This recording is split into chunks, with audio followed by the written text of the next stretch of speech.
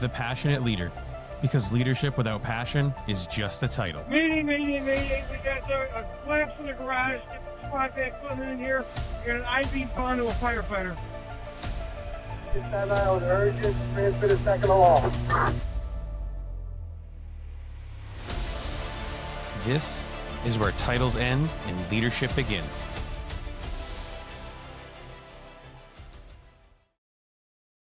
Ask yourself, what drives someone to take everything they've learned in the fire service, every hard lesson, every late night, every call that tested their resolve, and build something that changes lives far beyond their own department?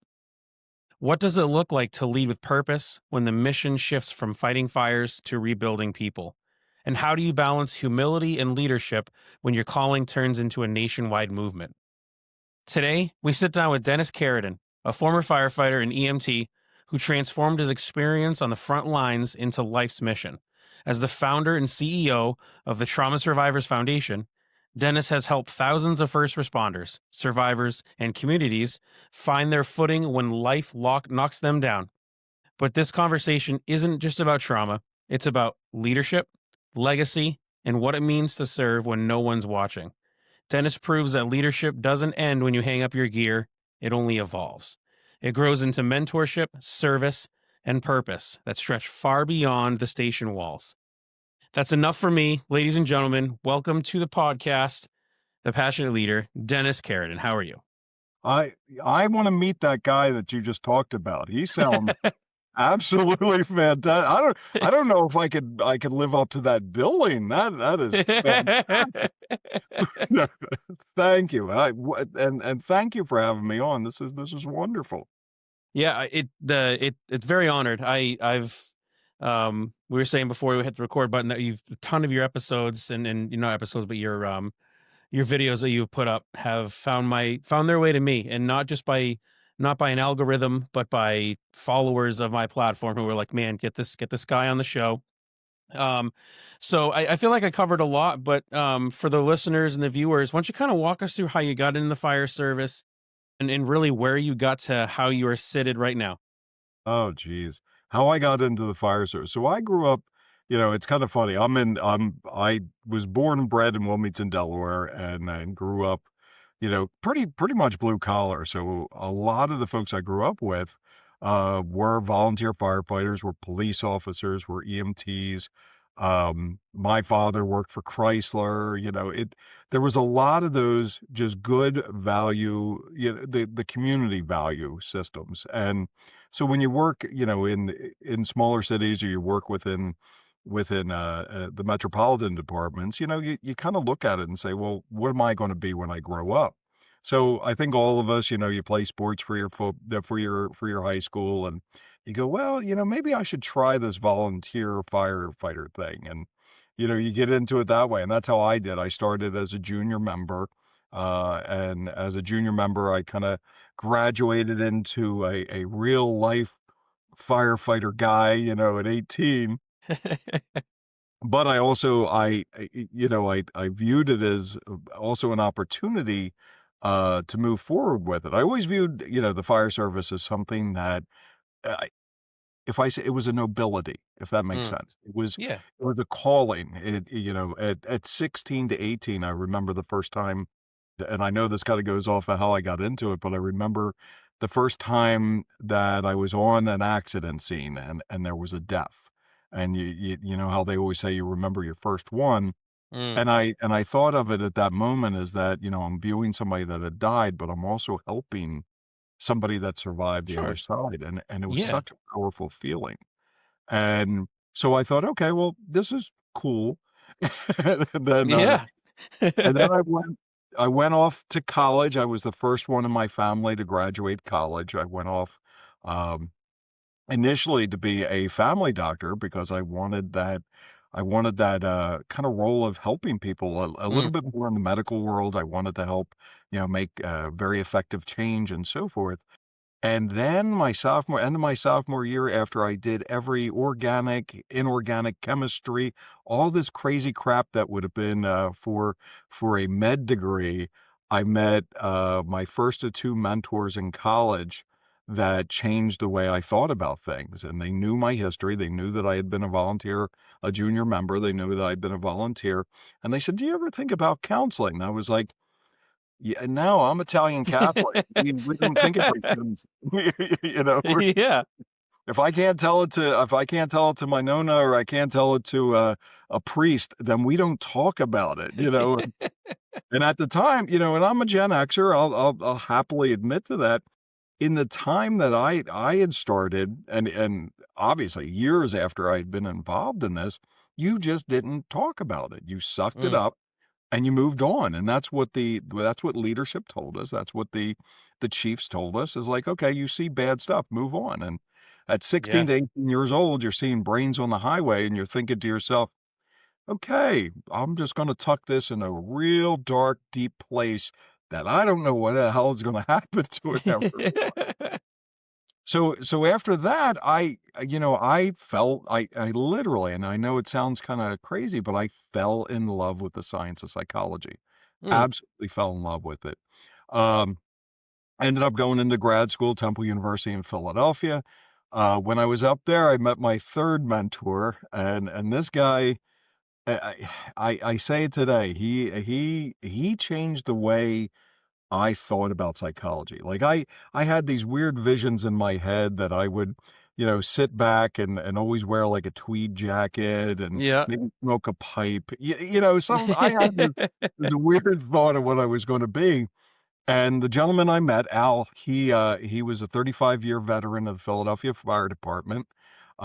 He had spent time in Vietnam. So if I'm painting a picture of Yeah. him, Right, right. and one of the most naturally sarcastic men I've ever met in my entire life.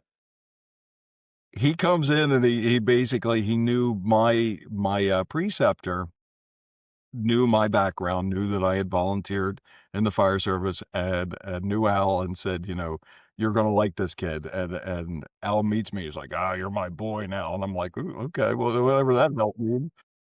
And it got me involved in the Philadelphia Fire Department's EAP, the Employee Assistance Program.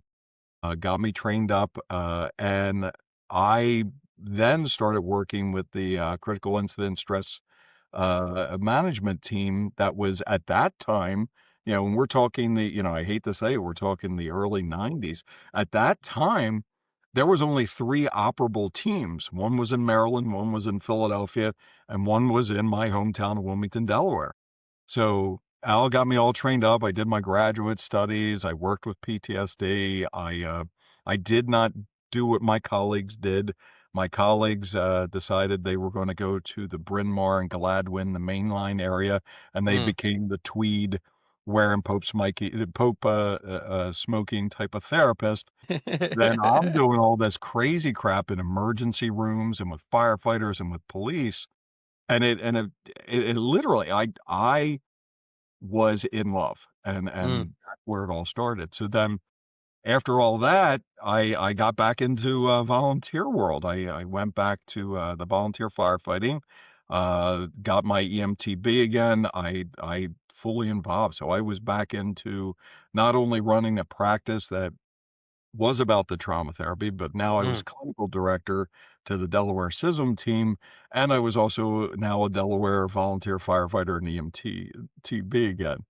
And I can honestly say the last truck I drove, or the last ambulance I drove, was in 2016, and it is a young man's game.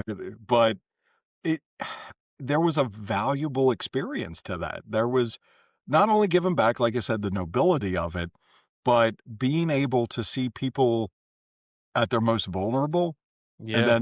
then translating that to the patients that we're seeing, because my practice is fairly specific. I see first responders and healthcare workers. And Mhm. then I see like 10% normal people, which I don't, half of them, they look at me, why are you even seeing me? No, no, they're great. So, so that's how I did it. And then somewhere along the way, I got involved in three trauma firms, which I'm still a part of today. Multiple contracts that we have for people, and we started going on the mass disasters. We started going on the mass shootings. Um, and, did my time. It was crazy. There was, one of the largest responses, a schism, like everyone knows, was at 9/11. I Mhm. spent 3 months on the pile working up there with Mm. them, and it really what was crazy about it is, and I say this as, and gleefully, is when I was up there, people just thought I was another, like, volunteer firefighter. Nobody I was speaking their language, and I was spitting their Sure. game, basically. But yet, I am there also helping them, assessing them, and so forth, and I think it was by month 2 where a bunch of them caught on and was like, "You're not a volley, are you?" And I was like, "No, I'm a volley," and they're like, "You're something else," and I was like, "Yep, I'm something else," and so we were doing I've been overseas with it. I really tried to perfect my craft because of that love for it. Mm. And then it was at Sandy Hook, um, where I had to go up. I was called up to Sandy Hook shooting for a month, and that's where the idea of the Trauma Survivors Foundation came into play. What I found out with that is when I was up there, and I tell this story, because I think it's just a very raw, pertinent story to things, is that every foundation, every movement always starts with one person. There's always Mm. some cause or one individual. And well, Christ, look at the, volunteer fire service. It started because Ben Franklin didn't wanna pay the fire tax. I mean, Sure. Yeah. that's how the volunteer fire service started. So when I was up there, got called the Friday that it happened, went up there, was waiting for my colleague to come up from Kentucky to help me out with this, and I started seeing the first responders, started seeing families, started seeing people. We were doing groups and individual work, and we had probably processed out like 3 to 5,000 people during the Mm. weekend.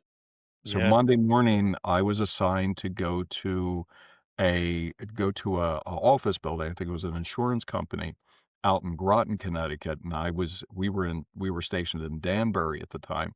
And as I was driving out there at 6 in the morning, I'm in this coat and tie.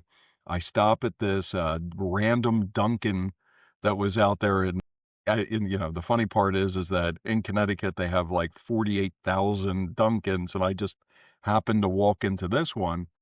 The gal behind the counter was a co-ed age, probably, 19, 20 years old. And she had this look, like, us Italians, we call it the mezzamort, the death face. She just had Mhm. something up. And so me, I'm kind of like a lost puppy most of the time. I'm just, da, da, da, walking in and trying to get my black cup of goodness. Mm. And I went to her. People had passed. I'm still kind of looking at her. And I said, "Yeah, can I just get a large black coffee?" And all of a sudden, she's crying. She's fully involved. And Yeah. I'm like, "What the it's a black coffee. Do I have to order cream? Like, what did I do to you?" Right. And the manager comes over and literally looks at I thought the manager was gonna bum rush me, and I was just like, "Oh, whoa, whoa." I said, "What's going on here?" Yep. And the manager said, "I told her not to come to work today. She's, she's really sad." And I said, "So what's going on?" She goes, "Well, her nephew was one of the boys killed at Sandy." Okay. Yep. So I said, "Look, I'm not a reporter. I'm not a creep. I'm not any of that." I said, "I'm actually a trauma therapist." I said, "Let me talk to her for 30 minutes." So we go off to the side and I talk to her. Her shoulders start to relax. I got her to Good. smile a little bit. Yep. And I asked her, I said, "Look, why aren't you should be seeing somebody?" And she said, "Well, I'm in college. I got this like $40,000 deductible in my insurance. I don't know who to go to." Mm. And I said, "You know what?" I said, "We're going to correct this." Called a colleague that was up in that area. And I said, "Look, man, I'm going to pay for 10 sessions for her. Please see her. She's been through something really awful." And she ended up going. Now, you know, the great part about this is that I have been following her ever since that day. Yep. She ended up becoming a clinical social worker. She works Awesome. with she works with domestic violence. She went to UConn. She works with domestic violence folks and child abuse and so forth. And I can't be any more proud of her. Yeah. That's where I rallied the troops and said, "You know what? We gotta fill the gap after the emergencies. We were taught to go in first and make sure everybody's okay, provide psychological first aid, do all this stuff, but we got to fill the gap afterwards. And that afterwards became the Trauma Survivors Foundation, where we started giving a 5 session model, which means that you could see one of our 2,800 trauma therapists that we've trained and vetted, that spans 41 states right now. That's Um, awesome. you got 5 sessions. You meet our criteria, you got 5 sessions with them, and whether we're paying for it completely or we're paying your copay, we're going to Mm, help you out with that. And we ended up training over 5,000 peer supporters uh, to go out and do the same thing, whether it's doing critical incident response, whether it's just sitting down with somebody, which one-on-ones tend to be the way of the world right now when it comes mm, to first responders.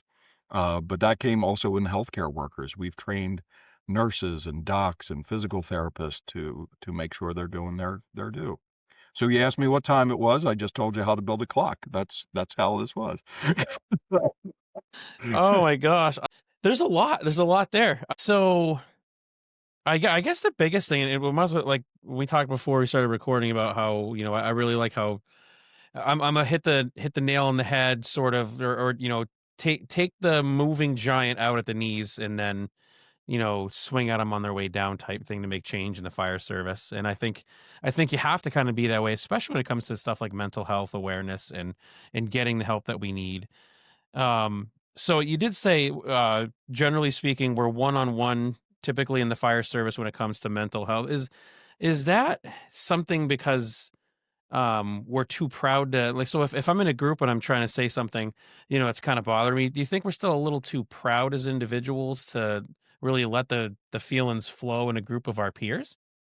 I you proud's a great word, there's ego involved, Sure. Well, Yep. y you gotta think of whether you're paid, whether you're a volunteer, and, we've been having problems with the volunteer world, you know, as we know, is that, just the retention or recruitment is just very, very low in most areas, simply because we're at a different time in our lives, COVID Yeah. COVID did not do us any favors. It really messed us up, and so now people are working more and more and more, and they're just not getting involved in the volunteer world. So you have now people that are dedicated to the fire service or getting paid to be in the fire service. And why in the hell would we want to show weakness to any of our colleagues Sure. about our mental well-being? Because if we do that, then we can't be relied on when there's already so few of us. Yeah. Yep. So proud is one thing. I think the other one is that we hold our mental health sacred now, which means this affects me, and I love it. We were talking about my TikTok. My manager Jen encouraged me to do this TikTok. I started in like April, and I thought like people would listen to my BS about stuff and life, and a lot of people, listen. And it's funny the comments that I get of saying I would never tell my department that I was hurt. I would never tell Yep. Yep. my colleague. And I always ask them back, it's like, "What's the number one reason you wouldn't do that?" And they always came in as like, "What if they used it against me?" So, Yes. Yep. is it pride or is it maybe a little bit of fear, you know? Okay. I Yeah. don't I don't know, and that might be an individual thing because pride obviously stands Sure. in there, you know? No, I think there is a lot to be said about people's fear of, and I think that's why a lot of people don't stand up to their employers, even when an employer is breaking employee rights and stuff like that. They're afraid of the retaliation, and sometimes and that's where my platform was. I'd had enough, and it was time to stand up for it. And if I can be the catalyst and whatnot. I started with a rant of how the fire service was hurting, and like yourself, it took off, and I 1,000 views in a year. Cool, that's pretty neat. And then I started getting now I have thousands of followers. 2,000, but 2,700, but still it's a significant number for a guy from New Hampshire who just wants to get out and speak the truth in the fire service. No, but I think, um, so, I kind of will build on the question. Where do you feel the fire service is sort of missing and might be actually hitting the mark when it comes to mental health, um, topics and stuff like that? Where is it missing and where is it hit? Oh man, here we go. Let's see how many people can hate us this week, right? I No, no. love it. Yeah. Yep. And no, and I appreciate what you're saying. You have to tell the truth. You have to, I like it, hit Amen. them right Yep. where the need, because if you don't, nothing ever changes. Exactly. I celebrate, in June of 2026, I celebrate 30 years in practice. And I Wow. and That's I can awesome. tell you this, I know, I feel old. I terrible, I love the TikTok videos of the Gen Xers going, "Oh, you remember?" I'm like, "Shut up. I don't wanna remember." Like, I'm still trying to figure my stuff out. Don't talk to me Amen. about drinking out of a garden hose. Yeah. But I think, if we look at what are they doing right and what are they doing wrong, I think the IAFF, if we look at paid fire service, if we look at the paid fire service, they have started implementing a peer support program. They've started implementing vetted therapists, very similar to the National FOP. So the Mm, National FO, Fraternal Order of Police, vets out therapists in each state, and then they put them on a list to basically say, these are the people that you can go to. They have started, one of the 7 pillars of policing is mental health and mental wellness. And so the IAFF and the National Fallen Fire Foundation and so forth have put that into place, have basically say that we need to do a wellness program, a mental wellness program. So, okay, you have infrastructure. So infrastructure is great. Now we have to get the individuals to understand that it is okay and perfectly fine to go to this infrastructure. This is our problem because now we have to lead, Mike by the nose to go talk to somebody because he is quote unquote fine, which means effed up, insecure, needy, and emotional. It's okay. So where's the individual culture thing? And here's where we're not doing ourselves the greatest service. We still have hanger-ons. We still have boomers and we still have mm, folks in my generation that are in the suck it up buttercup category. So somebody comes in and says, "Hey, chief, I think I have PTSD based on this." And they just kind of look at it and go, "Well, you know that if you have PTSD, you have a mandatory 30 days where you're not going to be able to ride a truck. And, right now, we're going to have to do a fitness for duty." And eh, we're still shooting ourselves off at the foot. Now, mhm. what's the saving grace? And maybe this is the first time anybody's going to hear this, but millennials are our saving grace. And, Okay. everybody craps on millennials, but millennials are looking at mental health as part of their routine in life. Just Mm, as much as you gotta shave or you grow the wonderful firefighter mustache or whatever it is that you have to take care of your mental health, and a millennial will seek out therapy faster than anybody else. So as I hate to say it, as we age out, as the boomers, Gen Xers, and all that, we age out and the millennials start taking leadership roles, you're going to see a call to order of more mental health. We're not we're we're not going to see the old stages of things. So mm, we got infrastructure. Now we just got to get the person over there. Now also you have to look at the personality of a firefighter or an EMT or a cop or whatever right now. Is that for us to be vulnerable also puts us in danger. mhm. So we never ever want to seem vulnerable on a fire scene. We never want to seem vulnerable Right. to a patient or anything like that. So in that invulnerability, we are also trying to mask everything that we do, which creates a cellular change, which makes us suppress all those emotional feelings anyway. So there more education is needed. Absolutely. Leadership change is needed, but I think the bones are there, and I think we can get that going. I will not. I don't think I'm ever going to retire. I'm going to turn to dust on my chair in my therapy chair. I'm hoping by the time I turn to dust, I see that change in development. You know what I mean? Oh, yeah.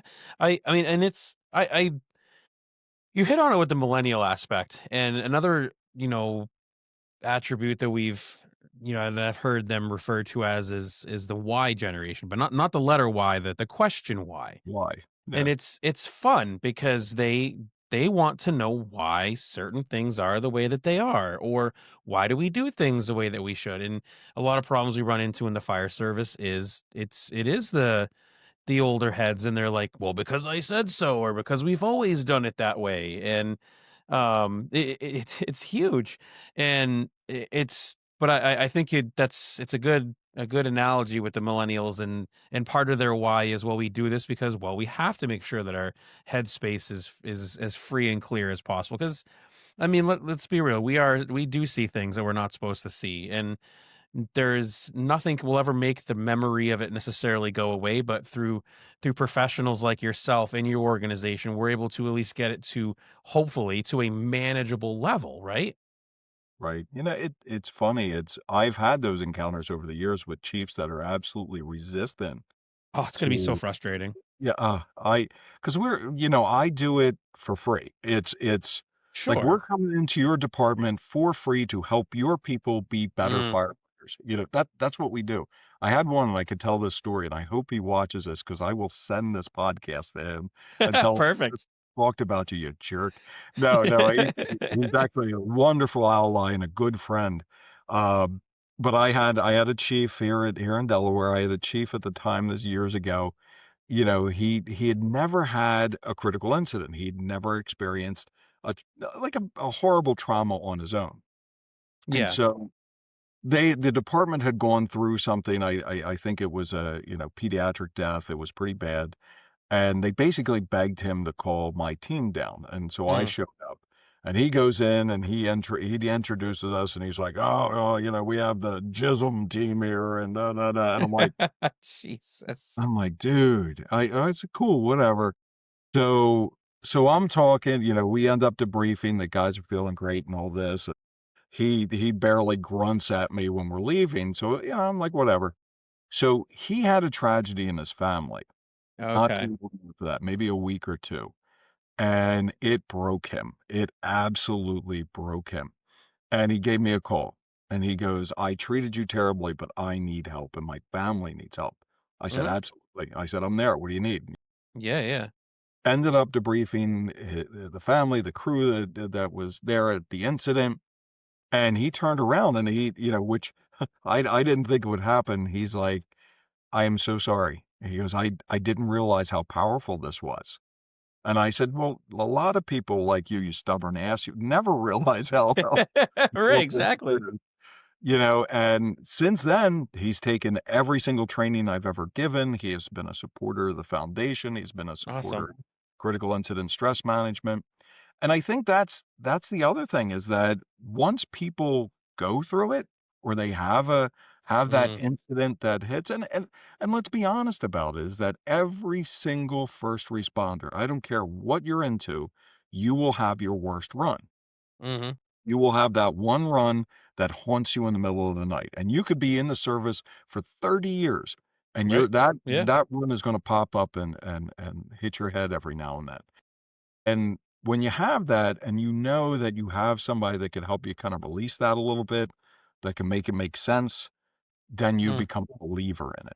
So I'm not saying it sounds horrible. I'm not saying that everybody needs a critical incident, Well, yeah, no, for sure. but if you have one, you're gonna start believing in things that help. We've run into it, not with critical incidents, but we've had instances of, people being dead set against funding for our, apparatus or capital improvement stuff. And then all of a sudden they have an emergency at their own house and like, well, where's all the stuff? And it's like, well, the truck that we're trying to replace is actually it's broken down. It can't make it. So we have to call another neighboring town. And we added 15 to 20 minutes on the response time. And lo and behold, who was our biggest supporter the next year at town hall or town meetings? So it's 100% spot on and it's truthful. And what I find funny is, you know, again, back to the millennials and different generations is, people hear PTSD. I have a couple of good friends who are medically retired because of PTSD. And others are other people are like, well, that he just wanted to get out of the service quick. And I'm like, This is who wants to really force themselves out?" And it's but some people are so set in their mentality that it's it's just a game, or it's an excuse. And I'm like, no, I mean, you can only see so many dead kids before you're finally like, this isn't for me. I can't handle this. It's keeping me up at night. I walk just a walk through Walmart at the toy aisle, whatever insert trigger here. Hey, passionate leaders, it is time for our part check. Part one of our conversation with Dennis Carradin taught us who he was, how he got into the fire service, and how he used the fire service and inspired him rather to become a clinician, to learn about mental health in the fire service, and how he uses it to help people in the fire service and emergency responders across the world. Part two of our conversation, we dig really deep into it. We talk about some of his stories, how he used triumph to come through some seriously dark times for himself, and anything like that. As always, if something in today's episode stuck, please make sure that you share it across the platforms. Sharing it with somebody that you might know that could benefit from hearing it. If you want to be part of a bigger movement, please consider following the Passionate Leader, joining our Patreon page, and getting in on the weekly conversations, tuning in on our Sunday lives at 8 p.m. on TikTok. And importantly, ladies and gentlemen, lead with passion, serve with humility, and leave no room for bottom feeders. Until next time, guys, stay safe.